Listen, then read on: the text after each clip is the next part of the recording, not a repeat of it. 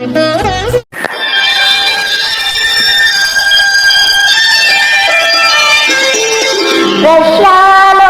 పుట్టి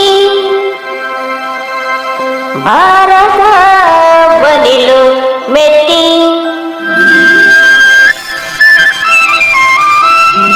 తెలుగు వారి కోడలివై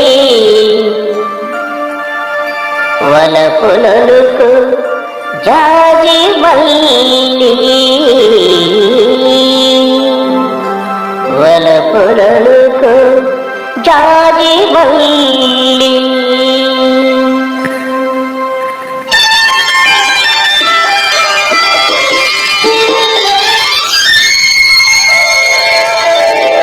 వచ్చిన మహేష్ గారికి నమస్కారము. నేను పాట ఎలా పాడాను, బాగుందా లేదో చెప్పండి.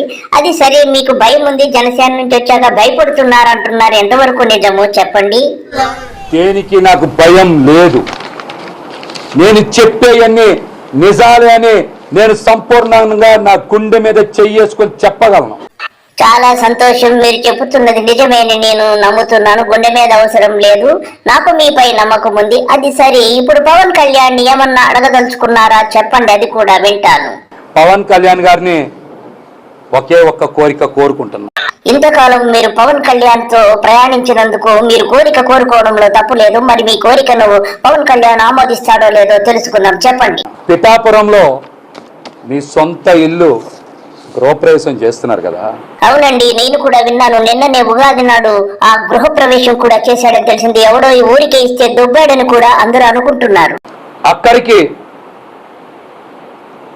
మీరు అన్న లెజనోవ గారితో రావాలి. అవును, మీరు చెప్పింది నిజమే. ఆయన భార్యతో పాటు ఆ గృహ ప్రవేశం చేస్తారు. ఇది అందరికీ తెలిసిన విషయం. ఇందులో కొత్త విషయం ఏముంది? మీరు ఏం చెప్తున్నారో నాకు అర్థం కావడం లేదు మహేష్ గారు.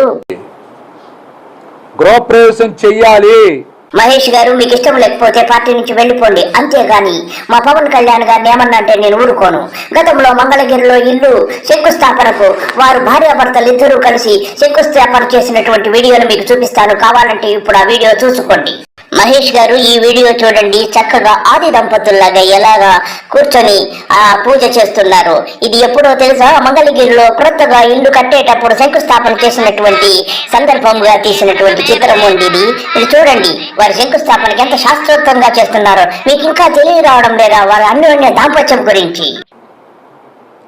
నెల రోజుల పాటు ప్రచారంలో పాల్గొనేలాగా మీరు ఏర్పాట్లు చేయాలి. మహేష్ గారు, మీరు పిఠాపురంలో వారి భార్యతో కలిపి గృహప్రవేశం చేయాలంటే ఏమనుకున్నారు? నాకు ఇప్పుడే ఈ వీడియో అందింది. ఇందులో చూశాను, వాళ్ళ ఆవిడ లేదు, వర్మ గారు వాళ్ళ ఆవిడ స్థానంలో కూర్చొని గృహప్రవేశ కార్యక్రమాన్ని చేస్తున్నాడంటే ఆవిడ రష్యా వెళ్ళిపోయింది, వీడిని పావులాగాన్ని ఒగ్గేసేది నాకు అర్థమైపోయిందండి. ఓహో, అందుక మీరు ఇంత పెద్ద ఛాలెంజ్ చేశారు. ఆహాహా, మీరు సూపర్ అండి.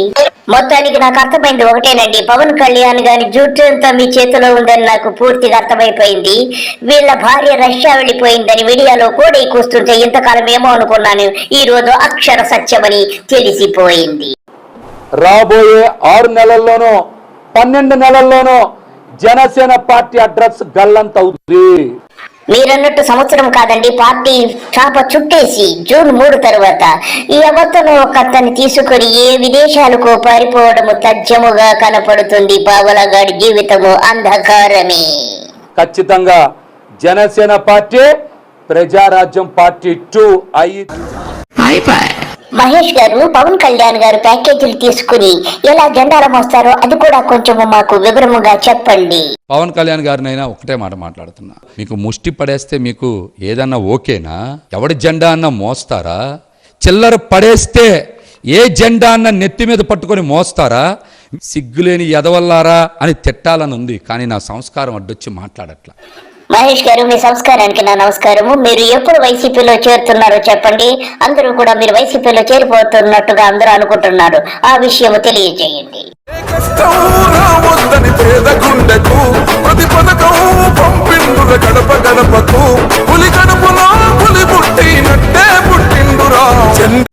మహేష్ గారు, మీకు నా అభినందనలు. వైసీపీలో చేరినందుకు మీరు వైసీపీలో చక్కటి ఉన్నత స్థానాన్ని చేరాలని చెప్పి మనసారా ఆశిస్తూ సెలవు తీసుకుంటున్నాను. నమస్తే.